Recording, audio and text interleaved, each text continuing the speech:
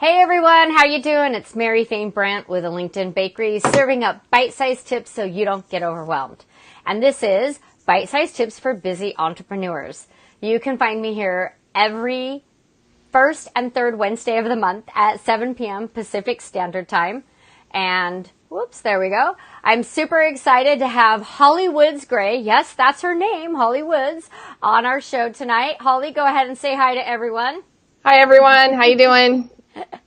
So Hawley and I, we first met, you guys, back, I think it was like Moms Helping Moms networking group. And Hawley actually was a client of mine.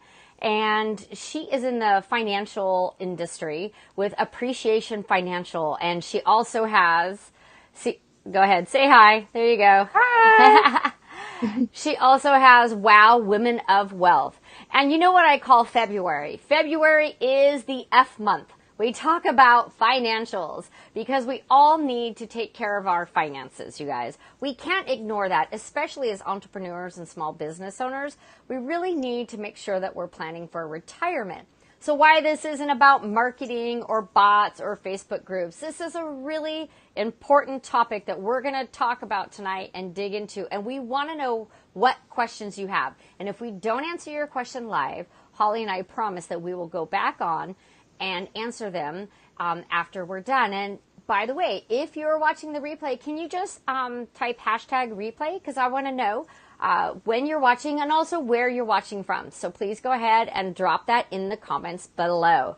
So I'm going to turn this over to Hawley. We're going to be talking about setting yourself up for the retirement that you deserve. So Hawley, why don't you tell us a little bit about yourself and how you got started in the financial industry? Okay, great. Well, thank you so much, Mary, for having me on your show. I'm really looking forward to interacting with your people and getting to know some of them. Well, for me personally, I started in financial services a long time ago in the real estate industry. I was in mortgages, and that was before we had the big recession of 2008, 2009. And so during that time, I thought it was going to be a great idea to start a volleyball club in conjunction with my mortgage business. So my husband and I, we started a nonprofit volleyball club in the middle of the recession, and that just did not go the way that we had planned.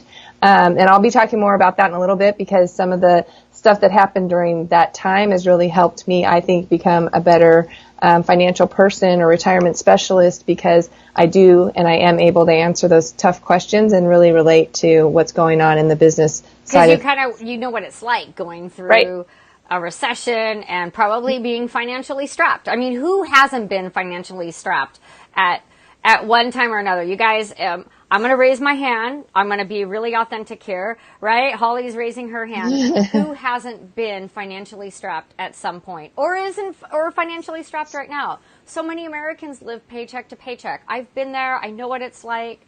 And so I don't want you to be embarrassed about that. We're doing this show really to educate everyone. And that's the whole purpose of these bite-sized tip entrepreneur shows.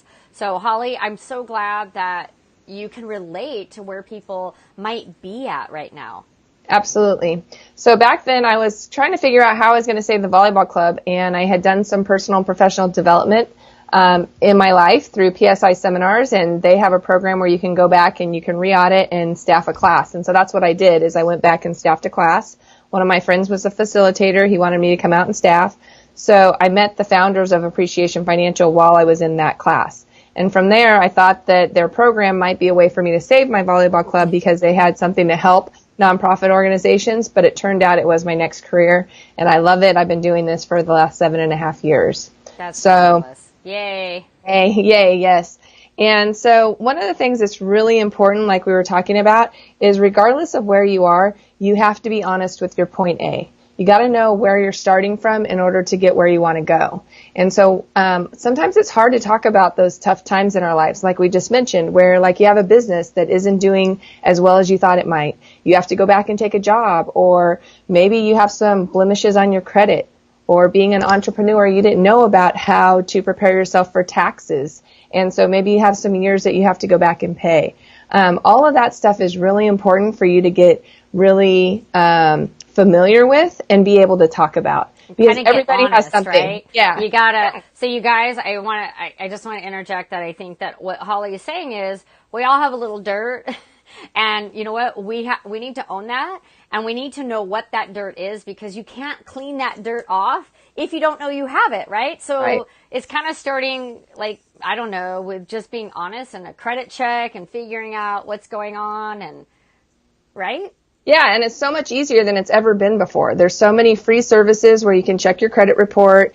There's so many people out there that can help you repair things. There's so many, like we're looking at possibly purchasing a second home pretty soon. And doing that, I had to run my credit. And, my loan officer is like, oh, you have a high balance on this card and that card. Well, one of my things that I like to do is pay off my credit cards when I have the opportunity, or at least pay them down as much as I can each month.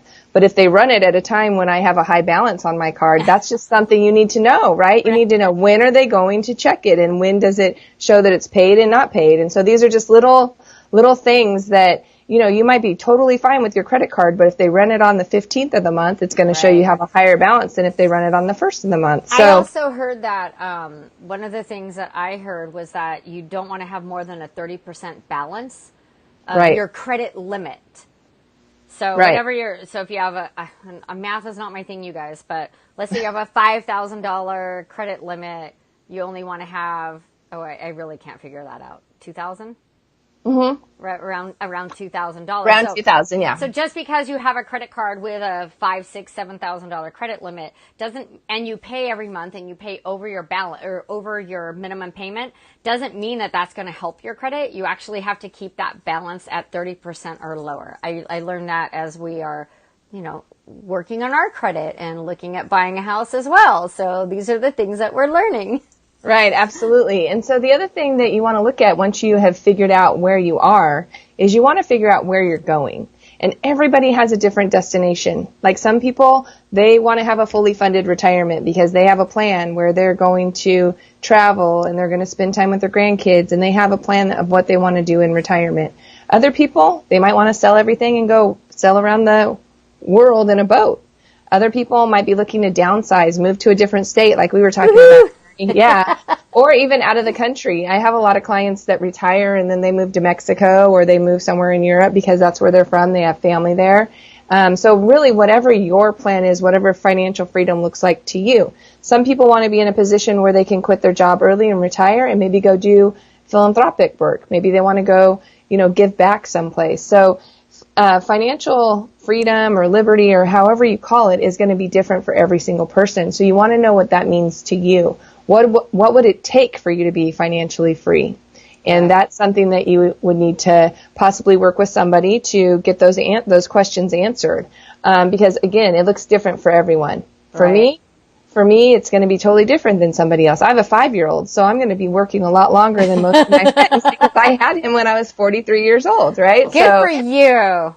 Yay. Yeah, so, financial freedom for me has to do with me being in a place where I can go visit him when he's in college. And yes, I might be retired, I might still be working, but it also looks like me being able to work in his classroom on Friday afternoons because I work in his classroom every Friday. So that's part of my financial freedom that's happening now, even though I'm still working. So it doesn't have to be like you stop working because you have the financial freedom. It just really depends on whatever it is for you. So you guys, let's make sure that you understand that money isn't the end-all, be-all. I like to say that money allows freedom, or it gives you freedom. The freedom to make choices, whatever those choices are for you. So like Hawley said, it might be to buy that second home. It might be to travel. For my husband and I, we want to move to Arizona.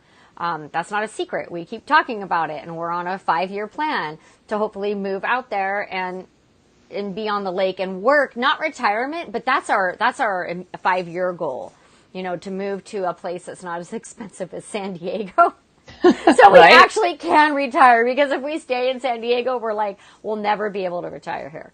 It's just too expensive for us. And we want a slower paced lifestyle. So you got to know where, so far Hawley has said, you got to know where you stand.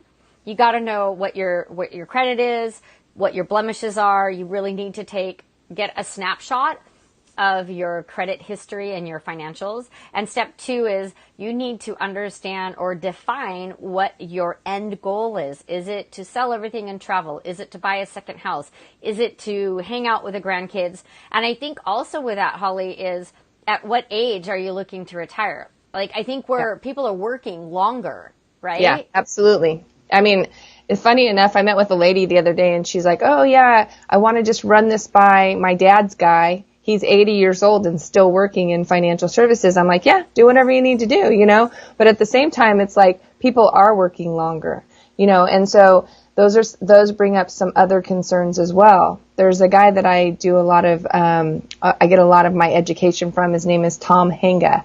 And so what he talks about is having paychecks and playchecks. He talks about there being three phases. I know, right? Isn't that fun? Paychecks and playchecks. Right. Yes. So in retirement, have both of those. He also talks about that there's three different areas of your retirement that you're going to need to plan for. You're going to want to plan for the go-go years. That's usually in the beginning because once you retire, you can go, right? So you have the financial resources to go and you have the physical body to go, right?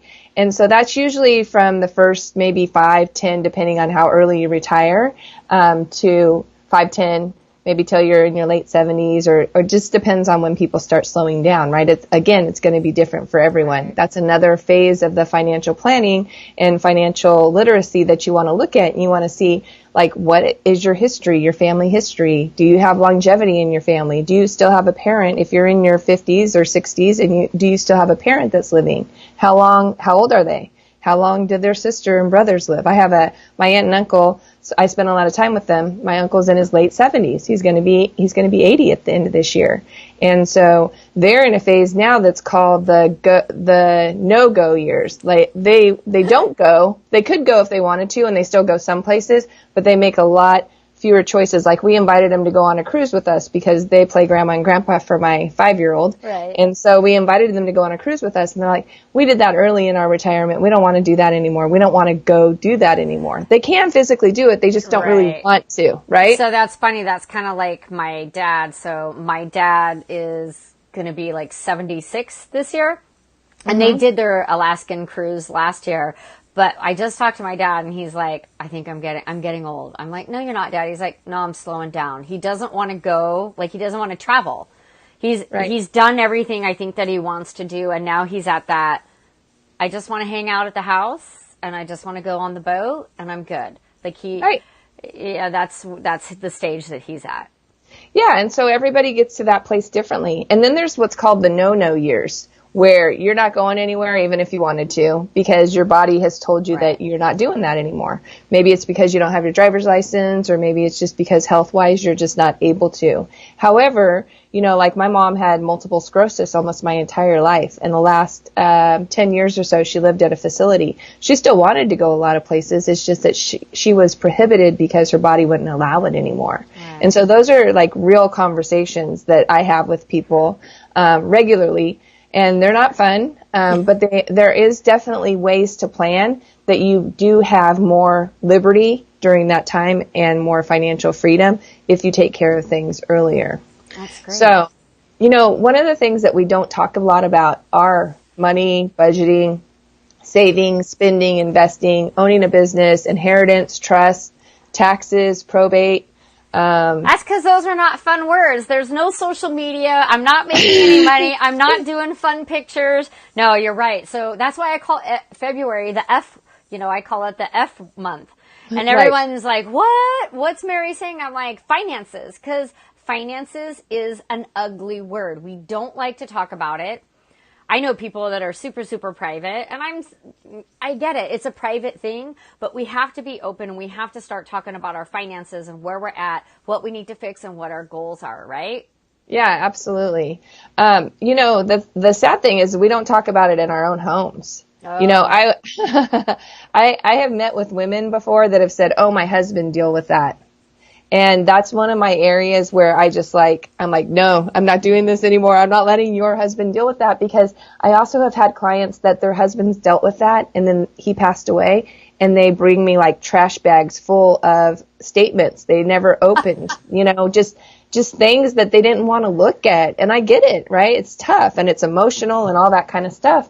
But it's also good for everyone to know, whether it would be a man that I ran into and he says, my wife takes care of that. I'd be like, go girl, but you need to know what's going on too, mister. Like we want to make sure that you're educated as well. And we just had this conversation on Super Bowl Sunday because let's all talk about that game. It was boring. Right? Yeah. So us women went in the living room, had tea, and we were talking just about life, right? And that there's always one person that like manages the finances. There's always the spender and the saver.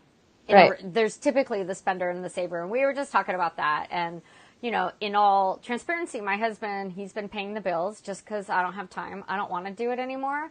But we sit down and do a monthly budget, right? Yeah. And then on paydays, like we're sitting down so I know where we're at in things. Even though he's, I guess, basically managing it, it's my responsibility as a woman to want to be involved in it. Right. Absolutely. Because, there's a lot of ways that you can look at that too. For me and my husband, same thing. Like I do most of the bill paying and then I tell him like, okay, pay this bill, pay that bill for his own. But, we sit down and do our budget together as well. Which our budget is usually about the same every month. Sometimes, if we're saving for something, like right now we're looking to, possibly buy this house. So we're saving for something, so we're a little bit more aggressive about paying some stuff off that maybe we wouldn't have done so quickly or whatever. But it's good to talk about it. It's good to talk about, where you're at. It's also good to know where your important documents and papers are, like life insurance and trusts and all those things that you may or may not have set up. Because, we have a probate attorney in our family as well.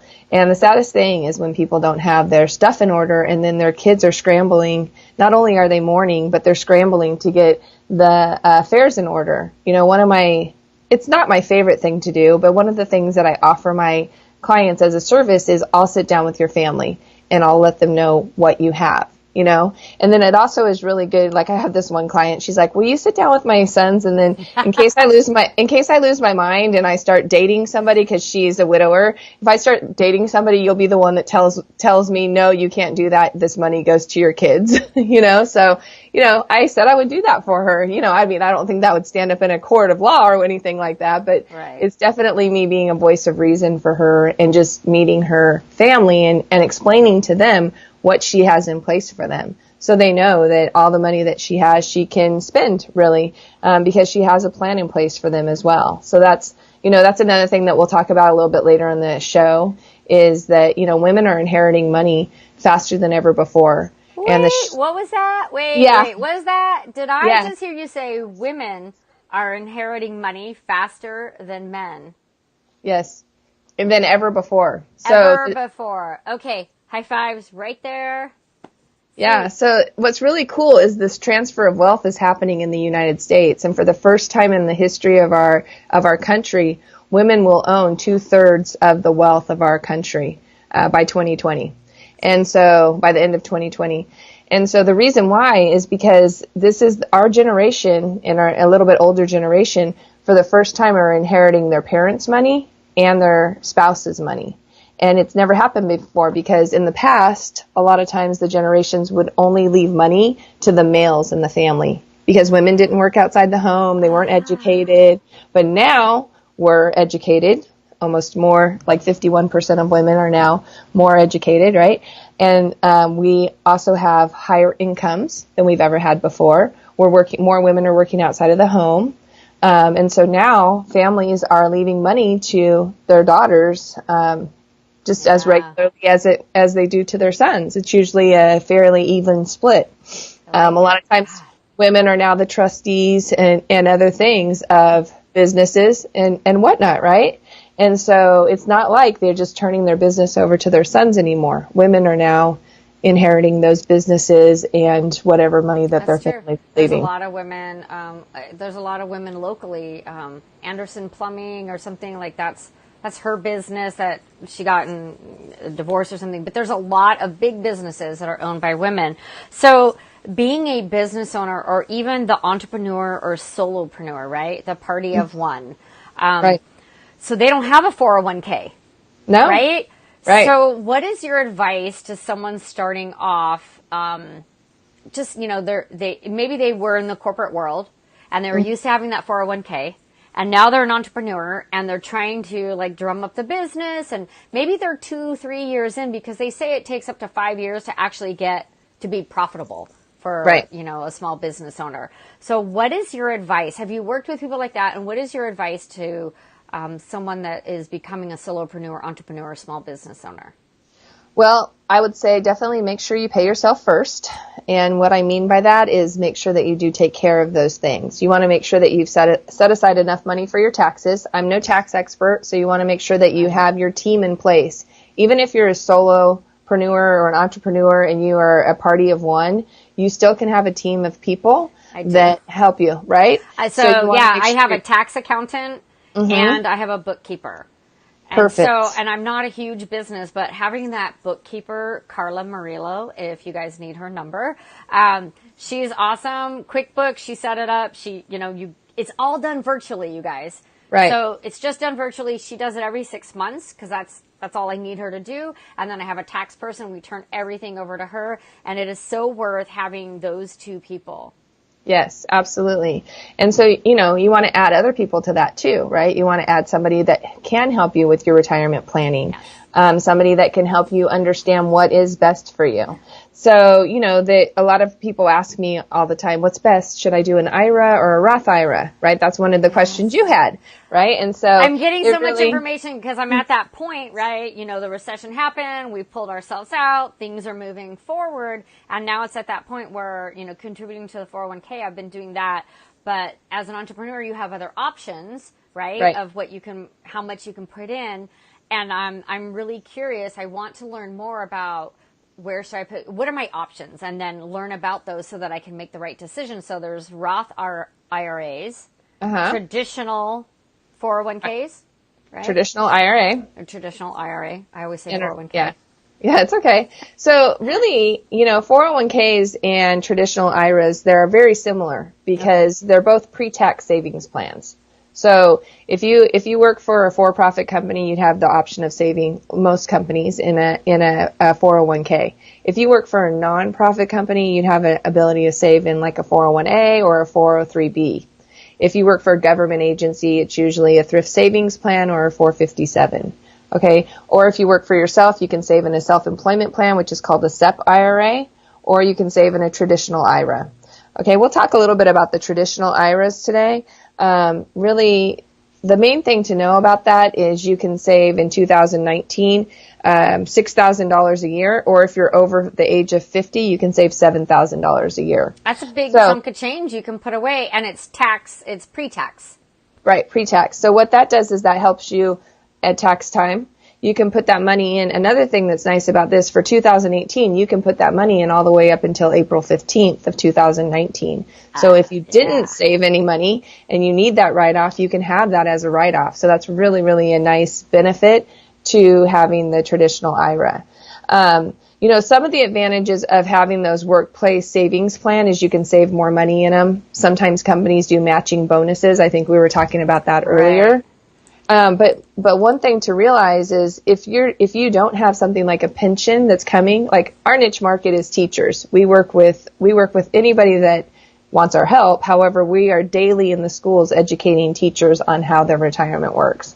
And so they have a pension. So a big chunk of their income gap is going to be filled. I mean, a big chunk of their retirement is going to be filled with their pension. So they're going to have a very small income gap. And we were talking about that, right? Right, so, Hawley and I were talking about that earlier. So basically, let's say you make, and I'm just going to say we make $100,000 a year. And then when you get your Social Security, we kind of were figuring this out. You're probably only going to get 25% of what you called replacement income. Right. Yeah, replacement income is going to be about 25%. So if we take that same example of $100,000, and let's say you are putting away 12% into your 401k every year, let's say you have 20 years to save, that would be a total of $240,000 that you would save of your own money. Now let's just say you were able to get 4% compounding. Now remember, if your market is invested, if your money is invested in the market, you're not able to take advantage of compounding interest because every year it's different. There might be an average that you get, you might get an average of 4%, but that's not compounding. But just for the sake of being easy math, let's say you get a 4% and it's compounded and you save $12,000 a year for 20 years. At the end, you would have $357,000 roughly. Little bit and some change. Right. And you did that math and it was, yeah, it's almost basically you'd get like 25,000 from Social Security and maybe 17,000 from your savings. That's still not replacing your, if you're making $100,000. And let's be real, folks, why you think you don't need that much money when you retire, right? You're thinking, well, I don't need as much money. I'm not, for whatever reason. You actually do, because things are going to cost more. Well, and not only this, let me ask you a question, Mary. Yeah, let me ask you a question. What day do you spend the most money on typically? What day? Of the week? What day of the week? Saturday. Right, because you're not working, right? Yeah, I was like, so like Saturday, my husband and I have date night and we're going out to dinner. Right, so a lot of people, their answer is Saturday or Sunday. That's in retirement, every day is Saturday or Sunday, right? Yeah, my dad says every day is 5 o'clock. It's 5 o'clock somewhere. That's his thing. Like, it's happy hour every day at their house. And I just crack up. I'm like, how happy for my dad that he's like, it's time for happy hour, and he's just so excited because every day he has his little cocktail and they do a little happy hour. I mean, they do more than that, folks. I don't want to paint the wrong picture. But he's just super excited. Like, every day is happy hour for him. You're right. So every day is Saturday. Right. Every day Saturday. So if you think that you don't need to replace your full income, you're probably kidding yourself. Unless, of course, you are one of those people that is going to sell everything and just sail around the world. Yeah. Right. Amy said Saturday. She chimed in. She's like, Saturday, great analogy. So thanks, Amy, for joining us. Yeah, so, most people that are not in a situation where they're going to have a pension, most people are going to need to have in their accounts over $1 million to keep their same lifestyle. I heard that. Right? My friend's husband wasn't going to retire until he had $1 million. And he retired before 65. So before 65, and he hit his goal. And it's funny because now he wants to travel and do all kinds of fun things. And I'm like, yay, you go. No name mentioned, but you know who you are. But, he's like, I can't retire until I have that money. And I'm not close to retirement. And I'm like, wow, so I need to have $1 million. How am I going to get there? Right. So let's talk about the Roth IRA, because that is an interesting way of saving. And although you can only save the $7,000, like I was mentioning, if you're older than 50 years old, a year, it is something that does have some great benefits, because what are the benefits? So you pay taxes. So like the traditional IRA, you don't pay taxes on the money now. You can write that off of your income, especially if you're self-employed, like we are entrepreneurs. You can write that off of your income. That's a great tip, you guys. Yes. If you do the Roth IRA, the great thing about that is you pay taxes on the money now, but when you take it out in retirement, you don't pay any taxes on it, right? So that's a benefit. So that's a benefit, because we don't know if taxes are going to go up or down, right? We know what they are today. We know what they are today. I'm just like, I had an aha moment. I'm assuming taxes are going to go up. Taxes rarely go down in history. So why not pay the tax now, actually, when we're working and maybe have a little more income, versus when we're retired and we're on that fixed income? Right. So the Roth IRA is actually a great option for that, because you also have, let's say you are putting the $7,000 a year in, you are able to get all of that tax-free growth, and when you take it out, you're not taxed on that. So you get to take all that money out tax-free. So it's a really nice, and that is another plan that you can put money into. If you didn't already put money into it in 2018, you can do that up until April 15th of 2019 for last year. So that's a really nice benefit of that. Some other plans that people can take advantage of is the self-employment plan. And so it's similar to, it's an IRA, and so it's a tax-deferred plan as well. But the nice thing about the SEP IRA is you can save more money in it. So I don't have the exact numbers, but I know last year was around $52,000 that you could put into it. So you can put more money into it. Okay. Now, can you have multiple accounts, or is your money that you contribute, so I can put money in a 401k, a Roth, because I'm self-employed, and a self-employment account? I can actually have three different accounts? You can. There are some rules around, if you are maxing out some areas, like let's say you're maxing out the 401k at work, then you may have some drawbacks to the traditional IRA, but you would just have to check with your tax person on that. Okay. They would know all the rules around that. And the reason, that's why, you guys, that's why you need a tax person, because this stuff is complicated. Exactly. And it's not our cup of tea. If it was my cup of tea, right, then I would just be doing it myself. But I've got to use my strengths and my talents where I serve others best and myself. If I were to try to figure this all out by myself, I wouldn't have time for anything else. Right. Yeah, exactly. That's why we need people like you and my tax person.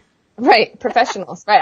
It's so complicated. I don't understand it all either. That's why there's so many different sections in financial services, because I don't understand all of the taxes either. Right. I know a little bit more probably than the average person because I'm helping people in this area, and I ask my tax person a lot of questions for my people, and then I learn, what they need to do. A couple of the things about these plans that I want to mention is, one of the things with these, whether it's a traditional IRA or a Roth IRA, you do have to make sure that you qualify and before you start taking money out of them. And so the qualifying events for that is once you turn 59 and a half, then you don't get penalized if you take money out early. So if you're 59 and a half, you can start drawing that money out without any penalties. If you take money out of either plan before that time, you're going to be assessed a 10% penalty on that, and that's called the early withdrawal penalty. So that is something good to know. The other thing about the traditional IRA is that you have to start taking distribution on that by the time you're 70 and a half if you are retired. Okay, if you're still working, then you don't have that doesn't qualify you to start taking the money out. But if you're not working, if you're retired, you have to start taking the money out at 70 and a half. And the reason why is because you had all those pre-tax savings for all those years, and now the Uncle Sam IRS, they want to make sure that they start getting their money back, right? So they gave you a break. There's no free money, really. There is no free money. No, there's no free money. So that's why the Roth IRA is really appealing for people that can afford to do that, because it is a way for you to save the money, pay taxes on it now, and it doesn't matter when you take it out. You don't have to start taking it out at 70 and a half, but you will on any of the pre-tax savings plan. That goes for your 401ks, your 403bs. 457s have a little different rules, so do some of the other tax codes out there. Okay. That different plans have. So some people can take money out earlier. The other thing that I want to talk about, which is really where we are big in, is the insurance side of things, is you want to make sure that you are protected. A lot of people ask me, I'm not a health insurance agent or Medicare agent at all, but I do have people that I refer out for those types of insurance. But you do want to make sure that you understand what your health benefits are going to look like. Okay. That's probably one of the biggest concerns of my clients, and it's probably one of the biggest concerns for entrepreneurs is the health care. Yeah, especially if you're self-employed, you have your own business, and a lot of people, if they're married, they might get on their spouse's insurance. Yes. But if you're not, right, and then what are you doing? And I know my dad's a big advocate for was it long-term care insurance, and making sure that when you get to that point in your life that you're actually covered. Yes, absolutely. Yeah, so there's a lot of different plans available. Again, that is why you want to have a trusted professional on your team. We do ask a lot of questions, but it's not because we're nosy. It's because the only way we can educate you is we have to know what you already have in place and what you have set up, so that we can best advise you on what else you need to make sure you're covered. Because when we're looking at the plan, it's not just about the money. It's also about your health, your and what do you need and what do you not need, right? Right. Yes. So and now that you said that, because that health and all that gets a little personal, embarrassing, and that we were talking before the show that talking about your finances, it can be embarrassing, and you don't want to share it all, but you guys are professionals, and I'm sure you have seen the gamut, right? Mm-hmm. So I want to encourage people, don't be embarrassed about your finances. You have to start somewhere. So whether you have late payments or bankruptcies or liens or whatever it is, don't be embarrassed about finding that out and sharing that with a professional. They're a professional and they're not going to go blast it out on Facebook or anything. They're here to help you, and all the information is confidential. And like I said, I'm sure you've seen the gamut of someone's financials, like from stellar financials to like person is basically starting out, right? Right, absolutely. The other thing about that too is once you start getting honest with it, and actually once you start talking about it, it lessens the burden, because it's like it feels sometimes like when you have financial stuff come up that it's heavy on your shoulders, right? It's like, oh, I don't want somebody to know that my credit score sucks or that I had bankruptcy or whatever. But once you start talking about it, then you're like, oh, me too, Right. Oh wait. You had to do a short sell? Oh, guess what? Guess who else had to do that, right? More people Everyone else in, the same in America boat than pretty you think. much. You're not the only one with credit issues, right? Right. I mean, that's why the mortgage industry has had to change their rules, because so many people had foreclosures back in 2007, 2008, 2009, to where they had to change the rules to where that wasn't going to affect you like it did before. And I know that because I was in mortgages, and before it was like they would look at a 10-year history, and if you had a foreclosure, you couldn't get another loan. But now they had to change that, or else we'd still have so many people that were renting instead of rebuying houses again. So it is something good to talk about, and it's, you talk about it with somebody who has heard everything. Like I said, I've had clients that have brought me those trash bags that they haven't opened. They didn't want to see it, I mean, it's really good to know what kind of accounts you're invested in too, because there are several different types of accounts. And not every type of account is great for everybody. Some people really want to be in a risky situation where they can win big, but they can also lose big. Right. And some people like to do that. They like that experience of, it's an adrenaline rush. I guess. I don't know. I don't do that. That's not how we. And also depending on your age and your lifestyle. Right. If you're younger, you have a little more time to take risks. Right. And if you have more money, maybe you have a little more flexibility in taking risks. So Bobby's like, once you share it, you get a teammate in your professional financial person. And Claire joined us. She said, great job, Hawley. This info is so important for our clients, friends, and loved ones. It is. And it's such a hard topic. It's such a hard topic that is not discussed at your dinner table, and it's not discussed casually with friends at brunch or Super Bowl party.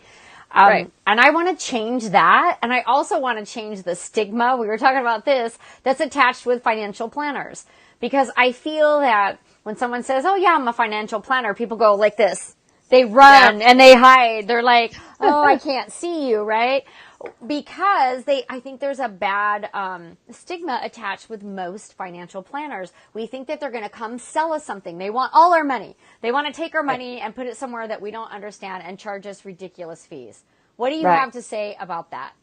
Well, first of all, not everybody in financial services is a financial planner, right? For me, my specialty is retirement. And my number one goal is for you to have the retirement that you want to have. Like I said before, the one that you've earned, the one that you can be respected about, and the one that you deserve. And so that's the biggest thing is I want to educate you on what you already have in place. And then I want to educate you on the products that are out there so that you have the best fit for you. Like one of the companies that I represent, they have a product that has what we call living benefits, which is different than long-term care. But the nice thing about the living benefits is it can help protect you whether you get a chronic, critical, or terminal diagnosis. If you don't need that, there's always the death benefit that still will pay out to your family. And if you do it on the side of having the cash value that's built up in the policy, you can turn that into a guaranteed tax-free income stream. So there's so many benefits to that product. It's super complex, and it's not cheap. It is one of the products that you do pay for, but like anything in life, you pay for what you get, and if you want to have a Cadillac or a Mercedes Benz or whatever it is, it used to be like the Cadillac was what everybody was comparing things to, but if you want to have like the Tesla of financial service products, that living benefit life insurance is something for people to take a look at. And I know there's a lot of people out there, a lot of financial advisors that are on the air and, they're on TV or whatever, and they may not like those products, but we live in a different environment now than they might have been brought up in. And like we were talking about earlier, is people are going to have 20, 30, maybe even 40 years in retirement. And Now with modern medicine, if you don't die suddenly, you're going to experience some sort of health care that you need to have for a significant amount of time. You know, if a married couple is healthy at 65, there's a 25% chance that one of them will live until they're 91.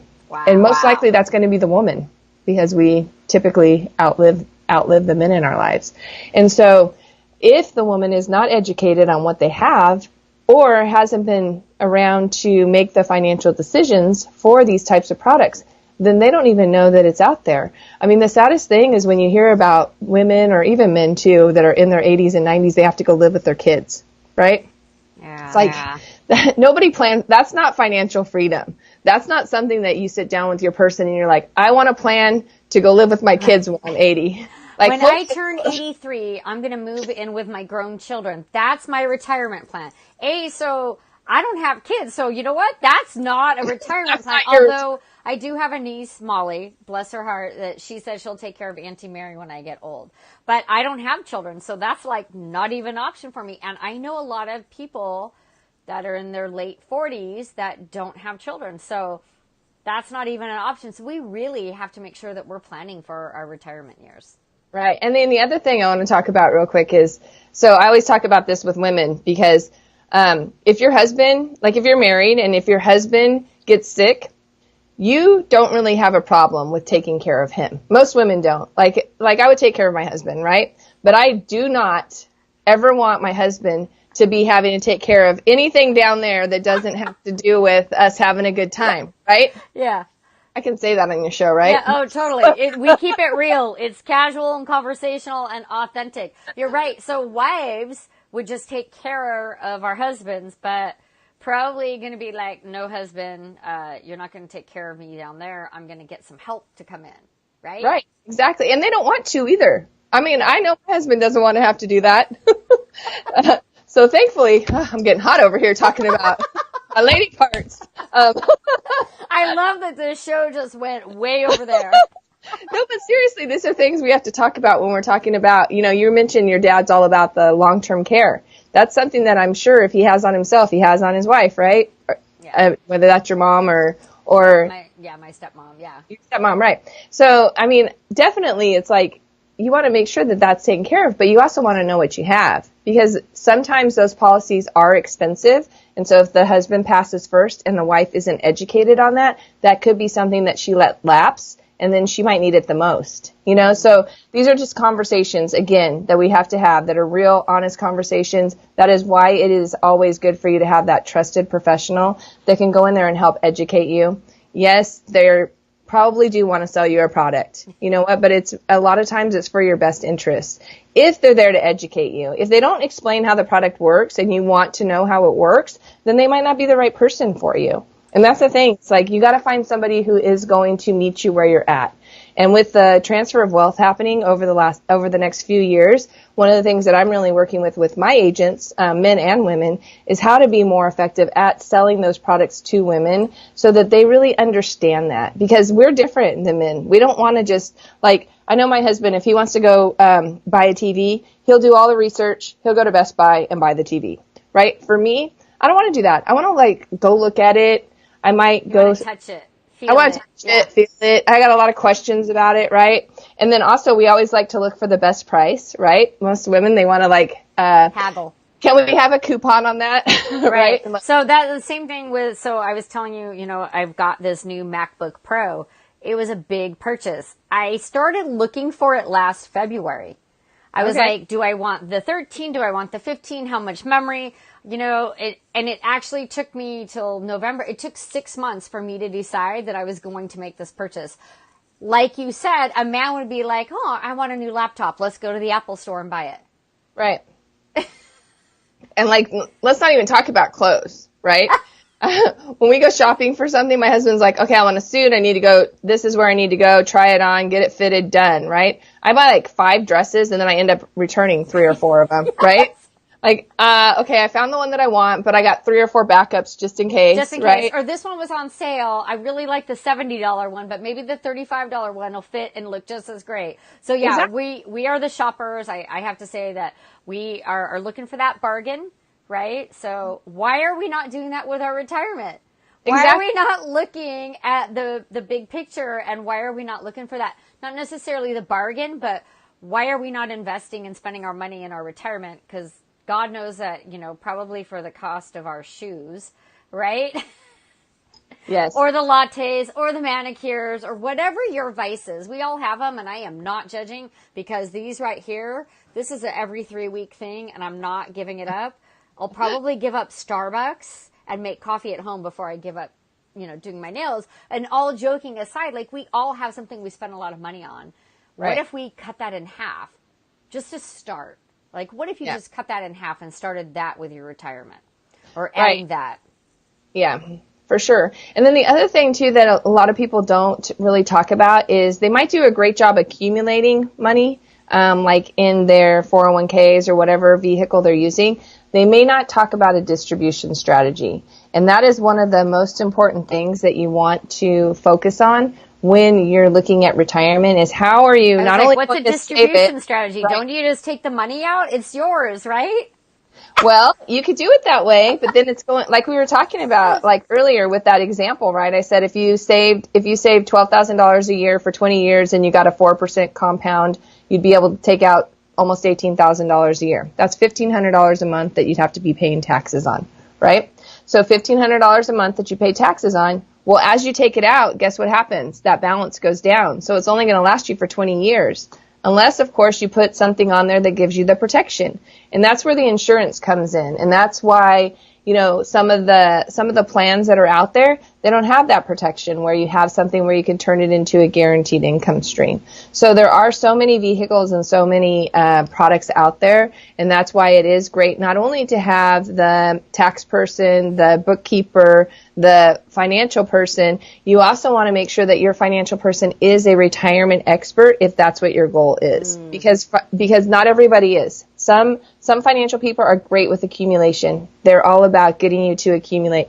Some people are great about putting, they're great with like the real estate industry. They want to really put you into products that are going to be backed by real estate. Some people are really about a lot of people, like especially the millennials now, I know that they're really big about investing in causes, right? So if it's something that's going to be environmentally safe or, whatever their cause might be, that might be what they're going to be investing in, which is awesome. And they could probably have some great benefits from that. And a lot of great companies are coming out that are really specializing in that. But when we're looking at retirement, you got to look at where are those income streams going to come from. I'll go back to my paychecks and paychecks, right? I love that term. That is so fun. I want to make sure I have a good paycheck. Right. My paycheck, I want to be on the lake, right? On a newer boat than what we have. And I want to continue to get my nails done. And I'm sure it's going to get more expensive, right? Yeah. Yeah, absolutely. So, definitely you want to make sure that you have those different distribution strategies set up so you can know exactly how much is going to come out of these different areas and you know what that money is going to. We briefly talked about healthcare. I just want to circle back around there real quick because there is something that I found. It's not for everyone, but it works really well for us, and it's called Liberty Health Share. Liberty Health Share. It is a plan that is, it's a group plan, but it's not a group plan for people who have regular JOBs. It's for people like us that are entrepreneurs. We were paying about $1,200 a month. What? For our coverage through the, we're outside of the, whatever it's called, the marketplace. We had to go outside of the system. $1,200 for the four of you? Yes. Actually, it's only for three of us because our nephew had a different plan. So it's for the three of us. We were paying about $1,200 a month. And we had to do something different because we never were sick. We just went and did our checkups. We didn't have any, we had our little one who has his yearly physicals and all that kind of stuff. But really, we don't have any I have a pre-existing thyroid condition. That's it. And then everything else is just really healthy. We're healthy, And so, we did some research and we found this Liberty Health Share, and it is like a group plan for people who all put into the system. I don't know that much about it because, again, I've heard about some other plans like that. Like there's a Christian group plan. Yeah, that's what it is. Is it? Okay, so like it's the Christian group health plan. So if you're an entrepreneur or solopreneur and you're like, I need health care, maybe you're on Covered California and you're like, you don't want to be on that. There are other options out there. And I have heard about the Christian group health plan. I, again, don't know that much about it, but I know someone in CWEN, Christian Women's Entrepreneur Network Group, they know, they have the information, and Hawley, you could probably share your information right. In the comments if anyone was interested. I think that would be really great to put in the comments for people. Yeah, for sure, because, you know, it is, we went from paying $1,200 to now I think we pay $485 a month. Yeah. That is awesome for the three of you. Yeah. And That's it's great. It's great insurance too. I mean, we have had, you know, even with that $1,200 a month, we had a huge deductible. I think it was either $2,000 or $3,000 that we had as a deductible.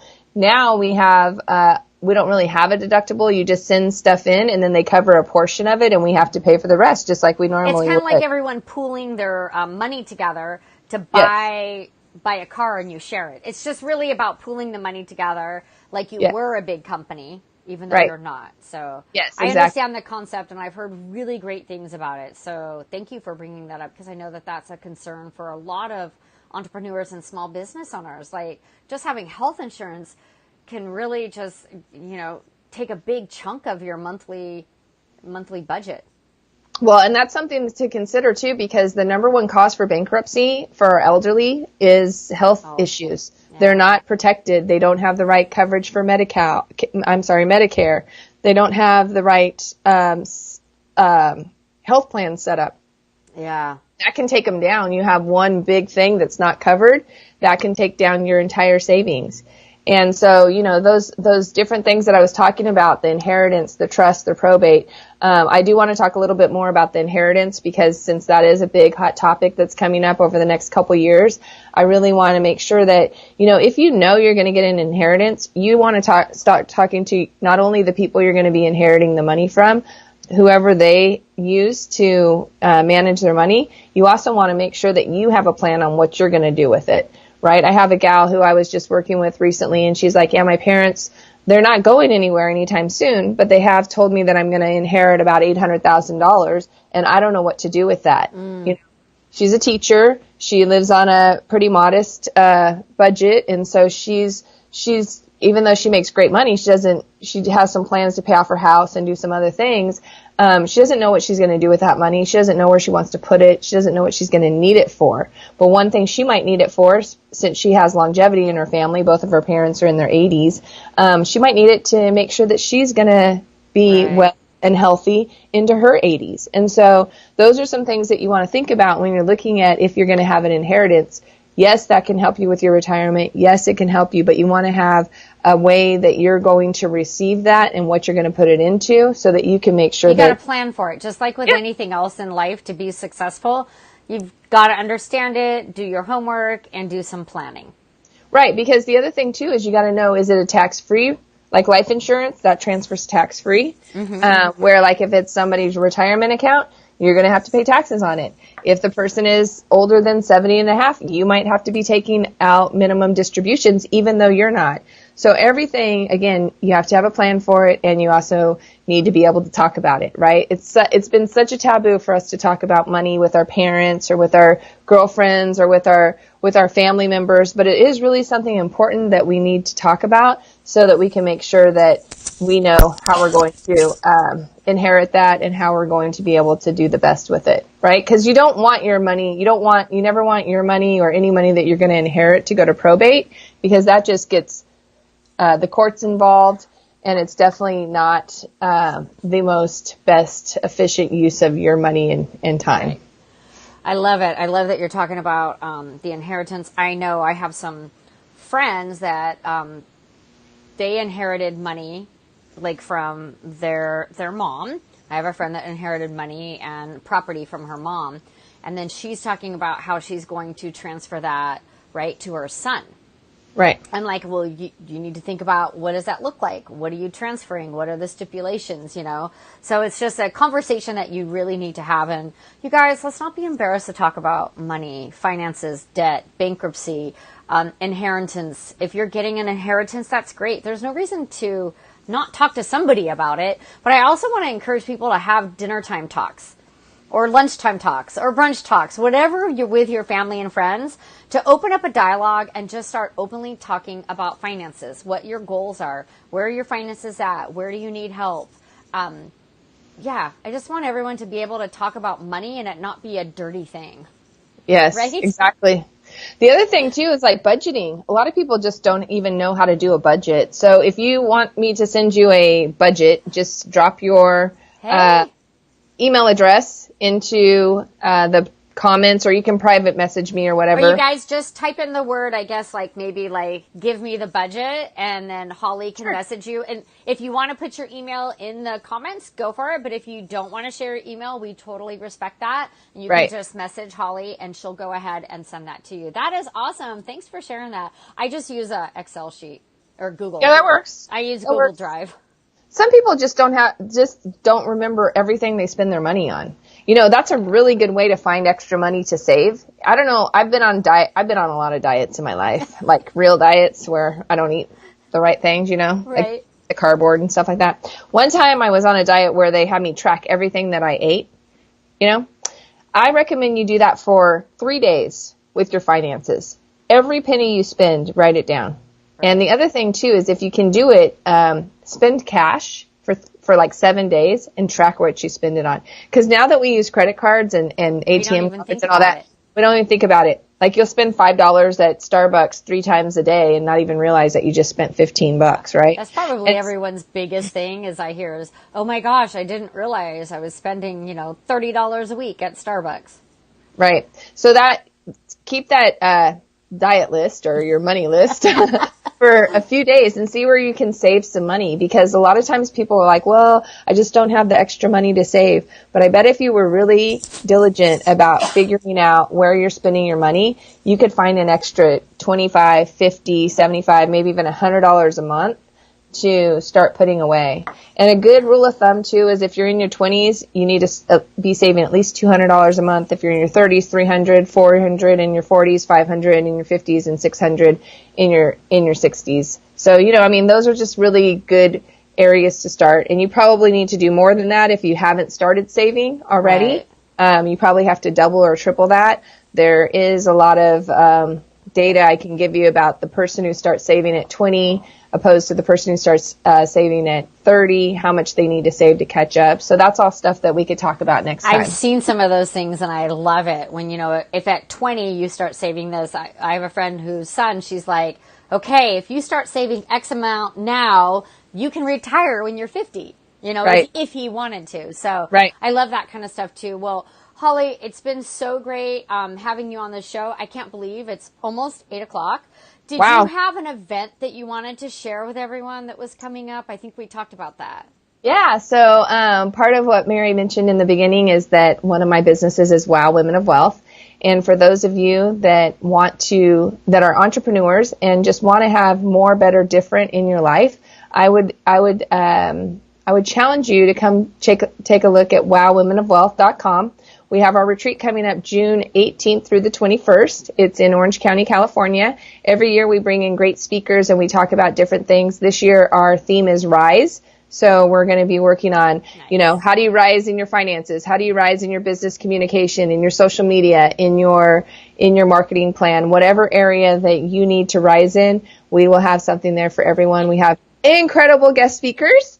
And it's not just for financial planners, right? No. I just want to make sure everyone's clear. It's open up to anyone who just really wants to rise and to learn more about their finances. And it sounds just kind of like a not help, but self-improvement type conference retreat. Absolutely. And the best part every year is that we do a service project. And so we go on a school campus and we beautify the campus. We give back to the area that we work in. So love last year that. we were in Texas last year and we did a project down there, and this year we'll be doing one in Orange County. I So love that. I love any company that gives back because, I love to volunteer and give back. It's something that's near and dear to my heart. Well, that's great. So you guys, if you have any questions for Hawley on this financial stuff and the insurance stuff, just drop your questions in the comments and Hawley will go back, tomorrow and answer your questions. And if you want that budget sheet, just type in, give me the budget. Yep. You can drop your email. She'll send that over to you. And if you want information on Women of Wealth, let Hawley know. Please connect with her on my favorite platform, which is LinkedIn, which, Hawley, you've said that you've been really getting the value out of using LinkedIn, right? Yes. So I worked with Mary like 3 years ago almost now, and I'm finally using everything that she taught me on all of my recruiting and everything that I'm working with. I'm so happy to hear that. And you guys, I just want to wrap up by saying thank you. Thank you for tuning in because I know that you're a busy entrepreneur and you can find us here the first and third Wednesdays of the month at 7 p.m. And don't forget to tune in for Monday Motivation with Mary every Monday morning at 7 a.m. I don't know how I do it, but I'm up and I'm on for 7 minutes or less giving you your motivation tip for the week. Thank you so much for joining us and I'll see you next time. Take care. Bye.